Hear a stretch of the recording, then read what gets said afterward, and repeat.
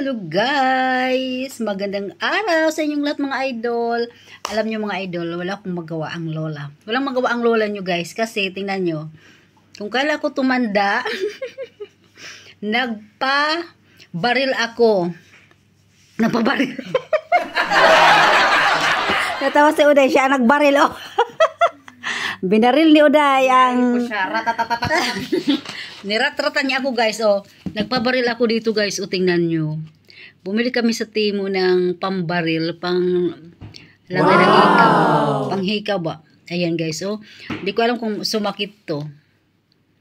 Ayan. Para dalawa na ang ano. Kung kailan naman nagkaedad na ang lola. Saka naman, sabi no day, dapat ate ito pa oh. Lagyan ko pa daw ng isa para tatlo dyan nakahilira. Sabi ko, mayroon naman hikaw na isa lang ang ano, pero pahaba ang design. Mahaba ang hikaw, di ba day? Mayroon yan eh. Ayan guys, nagpaano na talaga ako guys, oh. Dalawa na siya guys. Sana hindi sumakit. Dalawa. Walang magawa ang lola. Thank you guys for watching. Dalawa na ang hikaw ko. Sakit no. Tapos labi na nababantad.